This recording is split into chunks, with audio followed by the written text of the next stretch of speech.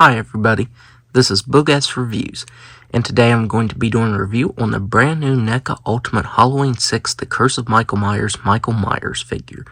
So before we take a look at Michael Myers, let's go ahead and take a look at all of the numerous accessories that he comes with. So first up you get this pumpkin with a sinister grin carved into it, and that looks really awesome. I love the black wash you get to the outside. And if you look, the inside is actually painted and textured really nicely, as well as having that candle in it. So for such a small accessory, this is actually sculpted and painted pretty well. Up next, you get the Strode Realty sign with the Michael cutout that you can attach to it.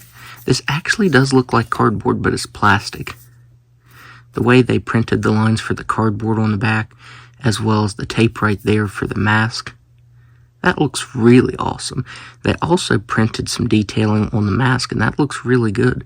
I believe the promo pictures actually showed red paint on the knife, if I remember right. It does have this clip on the back, and you kind of just slide it on here, but it's extremely loose. I wish it would have been a tighter fit. I also, if I remember correctly, I think the sold sign was a little more crooked. But yeah, it still looks good overall, despite it not really staying on there that well. Up next, you get this bag of runes. Very, very tiny accessory, but it's sculpted and painted pretty well. Up next, you get the ritual candles. And I love the paint to these. They have yellow printed over the tops here to give the illusion of the glow from the flame there. That looks pretty cool. Up next, he comes with a set of open hands. And these are really loose, like they just twist back and forth very freely. His other hands aren't quite as loose as these, but that's one problem I have with this figure as a whole, is that the hands are very loose on him. Up next, he comes with an alternate right accessory holding hand for holding the bundle of syringes and the bundle of syringes, and they look really good. It would have been cool if you could have actually put them in his shoulder. That would have been cool. But yeah, you can. You can hold them very well, though. Up next, he comes with a set of hands for holding the bigger accessories. Up next, he comes with 2 kitchen knives, and I swear these are exactly the same. I don't see any paint variation or anything in them. They look exactly the same. I might actually paint some blood on the end of this one to make it a little different, because these look exactly the same to me.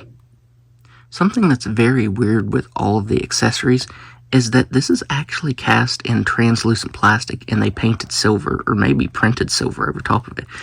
So if you look, you can actually see my finger through it. All the accessories with the blades are translucent plastic, and that just looks really weird to me. Up next, he comes with an axe, and I think this has some really good sculpt detail to it. The handle has a really nice texturing to it, and I love how the head right here has some nice printed on rust. That looks really good. I just feel like it's a little bit too tiny for him to actually hold properly. I wish it would have been just a tad bit longer. Up next, he comes with tighter gripping hands for the thinner accessories. Up next, he comes with the surgical blade, which looks really good, but it's, again, cast in that translucent plastic, and you can see clear through it, and I don't like the way that looks. You do get a little bit of blood paint on the end there, but you can barely see it. I wish it would have been just a little more heavy, especially up here towards the top.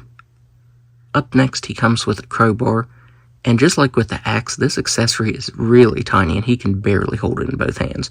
Not only is it thin, but it's way too tiny for him to hold and look realistic. Up next, you get an alternate head sculpt, and I think this is supposed to be corrosive materials. It's what's in the syringe. And the paint on that looks really good. I love the green running down the mask there. That looks very awesome. All of the printed on details looks really good. The hair is also sculpted really nicely. It's sculpted really nicely and has some variation in it. I think it's cast in black and actually has brown painted over top of it. But yeah, this head sculpt looks very, very awesome. And finally, you get the mask from the theatrical ending. And this looks really good. The way it's flat here, that way it'll lay on the ground, that looks really good. And it has a bunch of printed on details on it. That looks very nice. It would have been cool if it would have came with a lone syringe so you could recreate that final shot, but I'm pretty sure, I think 2 Michael Myers figures actually came with syringes. I think both of them were the part 2 versions. So if you want to recreate that shot, you can, and I think that's very cool. So now let's go ahead and take a look at the standard head sculpt. So even though this is probably my least favorite Michael Myers mask in the whole series, I do think Neca did a really good job on this. The sculpt of it looks great, and all of the printed on details look really good too. There's some brownish variation on the sides, as well as gray over top of the whole thing. And that looks really good. You can even see the eyes underneath there.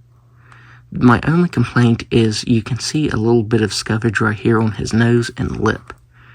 It's not super noticeable, but it's just enough to bother me.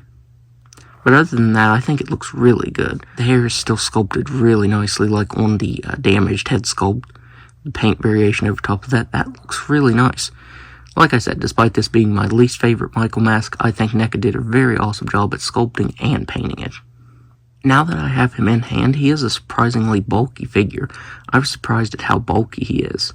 He also has some phenomenal sculpt detail to his coveralls too. The wrinkles are sculpted very well. You can even see the stitch work on the pockets right here. And he has a black wash over top of the whole thing, and it brings the details out very nicely, especially right here in the wrinkles. That looks very awesome. I'm very impressed with the sculpt and the wash on this. It brings those details out very nicely. Like here on the back, you can see that he has some really cool textures going on, and the black wash brings that out very nicely. I think that looks very awesome. The sculpted scarring on the hands looks really good, and they did some pinkish variation over top of that. You also get some variation on the inside of the hands as well.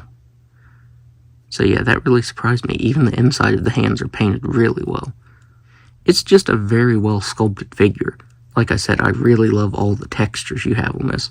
They really went all out with the textures, and then that continued black wash brings the details out very nicely.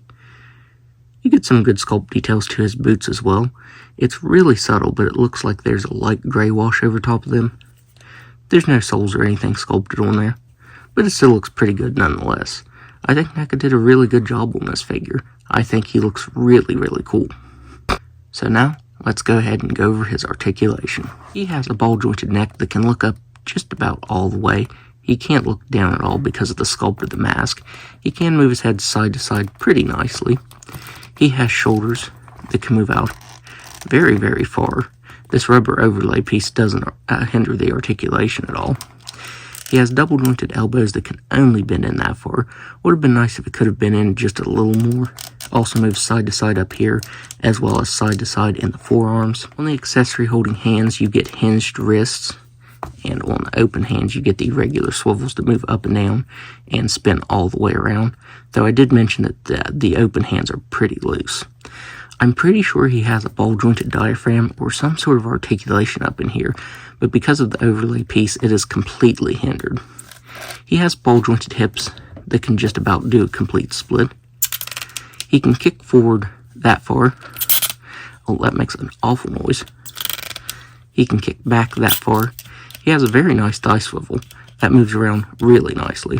He has single-jointed knees that can bend back that far. Swivel up here in the shin. They can move side to side very slightly. Make a move up and down very slightly. And rock just a little bit. So now, let's do some size comparisons. Here he is next to the Halloween 2 Michael Myers figure. Here he is next to the 2018 version of himself. Here he is next to the Halloween Kills version of himself. Here he is next to the Halloween Ends version of himself. And finally, here he is next to Dr. Loomis. So overall, I would highly recommend picking this up because I think Neca did a fantastic job on it. I think the sculpt work looks really good, and the paint is pretty awesome. The only real complaint that I have are some of those accessories seem a little tiny for him since he's a really bulky figure, and that the hands are pretty loose. Like I said, the accessory holding hands aren't as loose as the open ones, but they're still not as tight as they should be. But other than those nitpicks, I think this is a really awesome figure. I think it's really cool that we finally have a new Michael Myers figure, and it gives me hope that maybe we'll see figures for 4 and 5, as well as a remake. I really want an ultimate of the 2007 Michael Myers. That's really high up on my ultimate want list. So, that's my review. If you like this review, be sure to hit the like button and subscribe to my channel. Thanks for watching.